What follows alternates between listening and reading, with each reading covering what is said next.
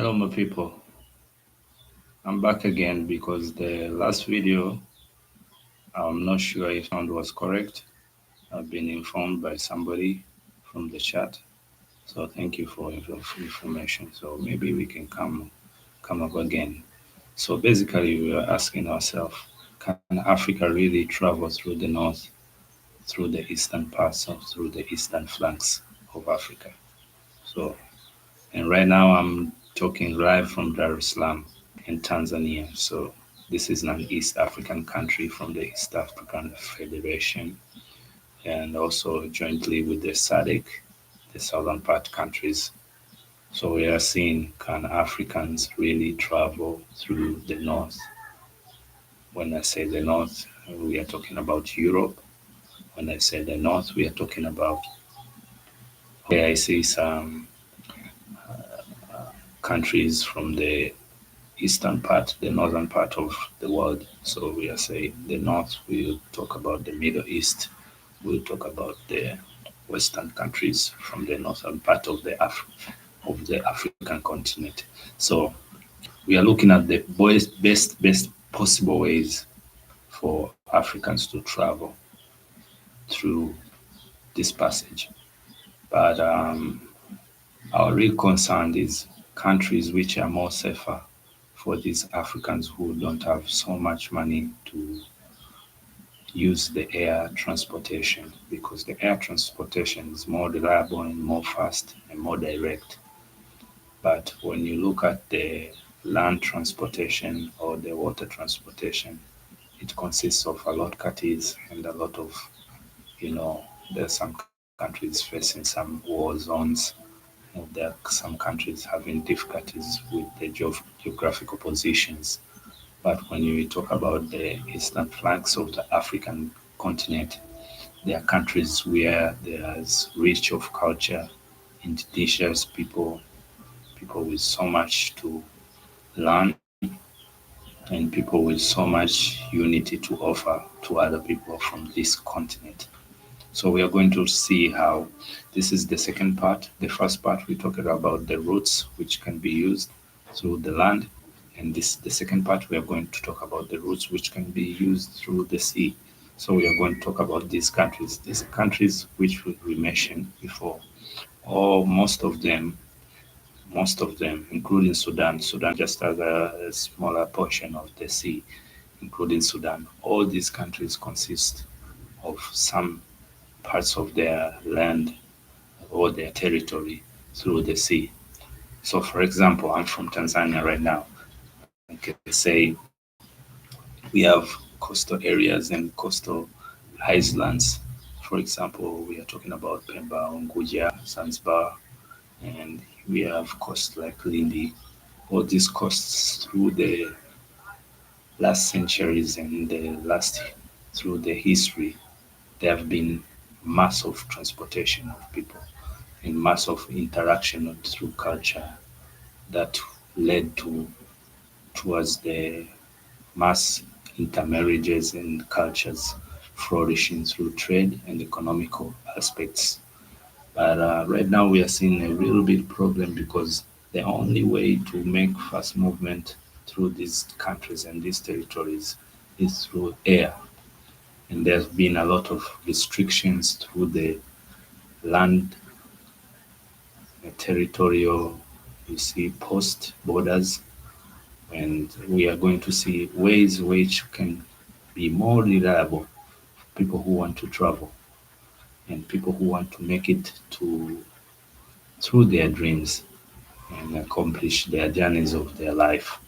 So when you see the eastern flanks of the continent and mentioning the countries like Tanzania, Kenya, Ethiopia, yes, of course Sudan, of course Egypt, of course Libya, these countries have been mentioned through the first part of this video. So that it is the same ideas which they were used by our great grandfathers using the jahazi, for example, jahazi, which have pretty much been used until today to date. And right now you want to go to Zanzibar, you can use the fast ferry, yeah, where you pay so much. but there are still there jahazis that are variable, and people pay too much money through the desert, where there's war gangs. Yeah, there are a lot of threats through the sub-Saharan, but people still cross there with money.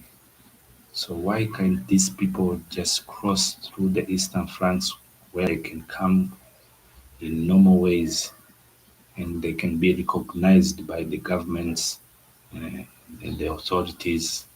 Mm, Maybe more good policies can be introduced to allow these people to accomplish their journeys through the northern part of the world.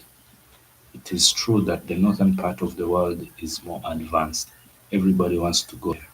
And majority of people from the west are having hard time, and from the south is the same.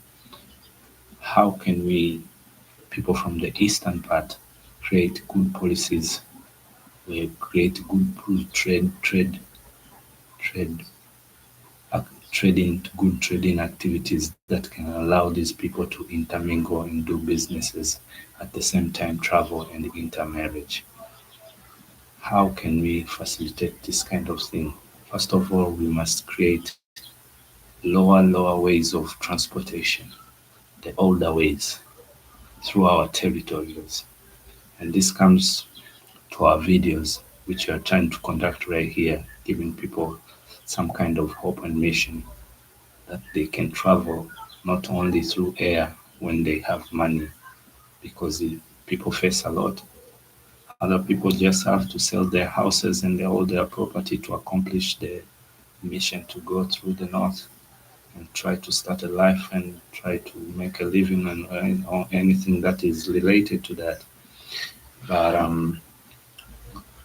when you come to the eastern side, you see there is a lot of mass opportunity through the land and through the sea.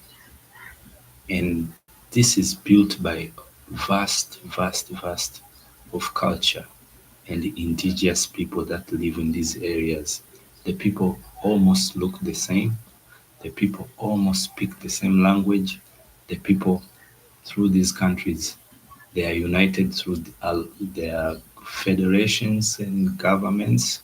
So it is more easier to make good policies and good transportation practices that can allow other people from other further countries or in Africa come up with new ideas on how to travel.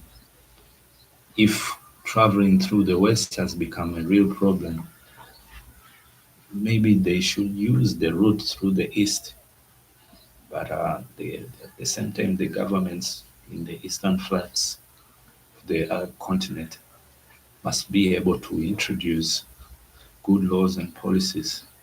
The embassies should be able to interact with each other to allow first of these people who can travel through these flanks towards their dreams. Because if a person can be recorded from one country until to 6 countries and their record is available, is going towards some country, there is no problem than a person carrying a lot of money through the desert from one point to another point and doesn't make it through the journey. It doesn't really make sense. But a person can try this journey from one country and maybe reach to the third country and fail. But because of first of culture, this person had money, they can have an opportunity to start over. Of course, in our countries in East Africa, we find ourselves we are living with a lot of Africans uh, through our countries, and nobody is asking who are you and where are you from? Why are you working here? Like how much do you pay for permit? Nobody asks you a question like that. You just live because you have a little bit money and you have your plans and goals and you want to reach them through the vast of time you get through your living time in the territory. So this kind of thing can be also possible for travelers who are thinking of making their dreams to reach to the north.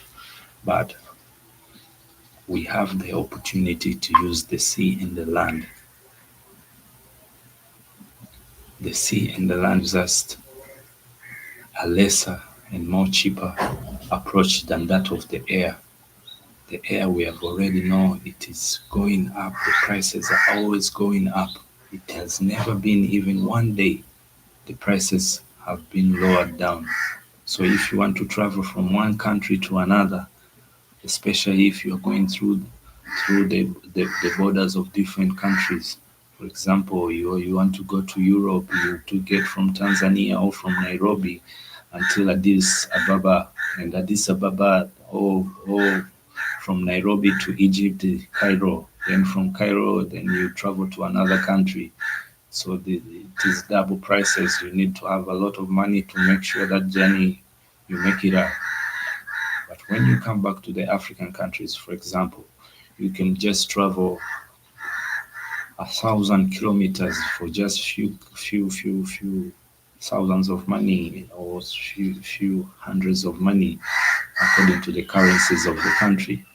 It is totally different from when you are traveling through the air. It is twice or maybe thrice or four times, doubling up.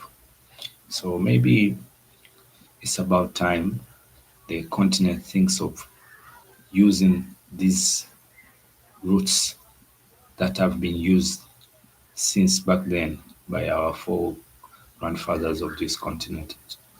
So I want to say thank you. And chat, you can drop your comments there in the comment section. And we're just having fun. And I hope I give shout outs to a few countries. I can say Nigeria, Ghana, Guinea, Senegal, all those countries there, Morocco, yeah, South African countries, and everybody. Well, just mention few till our next episode. I hope you can be available and say thank you for being there. It's your boy Unyamun Toka Unyamun, and this is how we keep it locked. Yes, thank you.